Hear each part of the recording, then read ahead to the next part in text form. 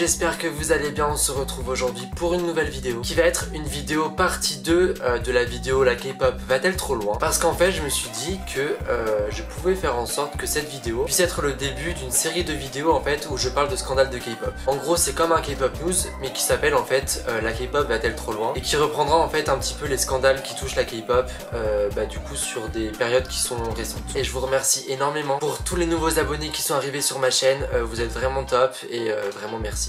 On commence donc cette vidéo avec le premier scandale. Le premier scandale, vous m'en avez parlé beaucoup sur les commentaires de la vidéo sur E'Down et Hyuna. Du coup le scandale avait commencé avec l'officialisation du couple Hyuna-E'Down. E'Down qui fait partie des Pentagon. Je dis qu'il fait partie mais aujourd'hui on sait pas vraiment s'il fait partie encore de ce groupe. Mais du coup ouais, quand ils avaient officialisé en fait leur couple, ça avait généré un bad buzz en Corée du Sud et du coup aujourd'hui le label de ces deux artistes qui est la Cube Entertainment a annoncé tout simplement que Hyuna et E'Down seraient virés du label. Ça a commencé comme ça en fait, ils ont fait une annonce de la viration, en gros qu'ils étaient virés et je vais vous lire le communiqué en fait de cette annonce. Nous avons officiellement décidé de retirer les artistes Hyuna et E'Down de notre label. Nous avons fait de notre mieux pour travailler avec eux. Aujourd'hui, après de nombreuses discussions, c'est avec beaucoup de douleur que nous sommes arrivés à la conclusion qu'il nous sera difficile de continuer à travailler avec Hyuna et E'Down en toute confiance. Nous remercions sincèrement les fans qui ont été avec les deux artistes tout au long de ces dernières années.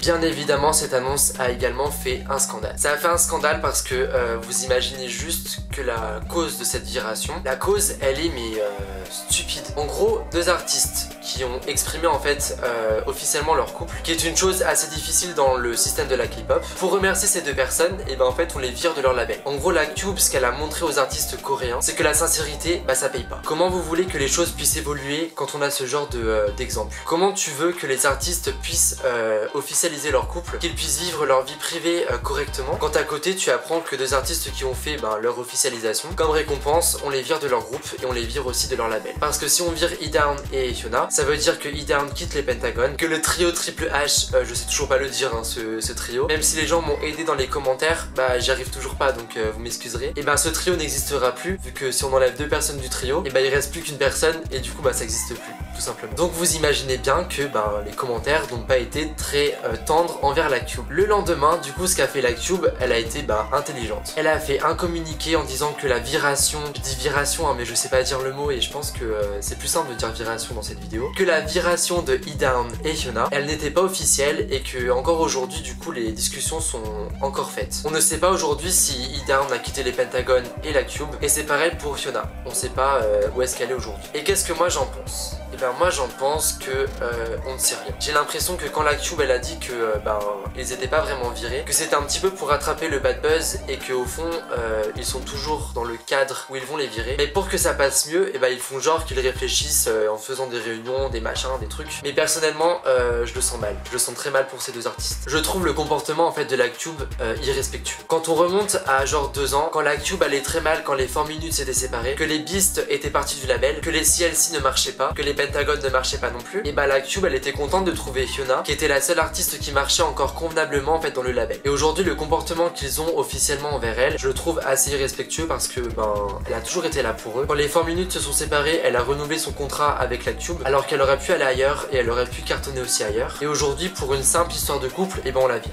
Non, moi je suis pas d'accord. Et c'est pareil pour E'Down, quand tu vois que Pentagon il commence enfin à percer un petit peu dans le monde de la K-pop. Est-ce que commercialement parlant c'est une bonne chose de le virer? Mais pas du tout. Ils sont en train de tuer le groupe qui aurait pu relancer la Cube. Je ne comprends pas le comportement du label. Vraiment, je le comprends pas. Je vous tiendrai au courant en fait de la suite de cette affaire, mais pour l'instant à mon avis ça sent pas très bon. Surtout que la styliste de Hyuna, elle a mis sur Instagram un post qui montre le titre du label de l'artiste Jay Park et il y a des rumeurs comme quoi Hyuna va rejoindre le label de Jay Park. Si c'est le cas, je l'encourage à fond parce que ça fera un gros fuck à la Cube, parce que je sais que c'est un bon label et je pense que Jay Park pourra permettre à Hyuna de rebondir suite à cette affaire. Dites-moi en commentaire ce que vous en pensez. Est-ce que vous trouvez que c'est bien? Est-ce que vous trouvez que c'est pas bien? À mon avis, vu les commentaires que j'ai lus, je pense que les gens seront pas vraiment contents. Mais je veux les lire vos commentaires parce que ça m'intéresse vraiment et dites-moi ce que vous en pensez.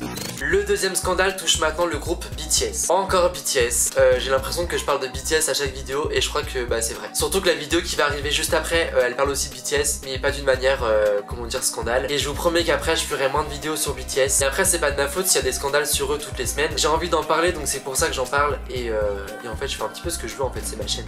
Bref, du coup on va parler du deuxième scandale. En gros, les BTS ont annoncé qu'ils allaient sortir un nouveau single japonais dont la chanson titre qui s'appelle Bird était composée parolement parlant par un producteur qui est assez connu au Japon qui s'appelle Yasushi Akimoto. Et en fait cette collaboration avec ce producteur elle a fait polémique parce qu'en fait il y a des rumeurs comme quoi Yasushi Akimoto c'est un producteur qui est ultra nationaliste japonais et qui aurait des pensées anti-coréennes. Et en plus de ça, pour couronner le tout, les chansons que ce producteur a écrit, en fait les paroles elles sont jugées comme étant misogynes pour la plupart. Donc en gros on a un producteur qui selon les rumeurs a des propos anti-coréens et fait des paroles misogynes. Je tiens à être clair du départ, c'est des rumeurs. Il n'y a pas de source fiable et vérifiée qui démontre que ce producteur a des propos anti-coréens, mais les rumeurs ont été plus fortes et ça a créé une polémique chez les fans coréens de BTS. Mais du coup le label de BTS a réagi très rapidement et elle a tout simplement supprimé la chanson du single japonais de BTS. Pourquoi ils ont fait ça? Et bien tout simplement pour éviter un gros bad buzz, parce que toutes les histoires politiques entre la Corée, la Chine et le Japon, et bah c'est des sujets qui sont assez sensibles, qui sont même très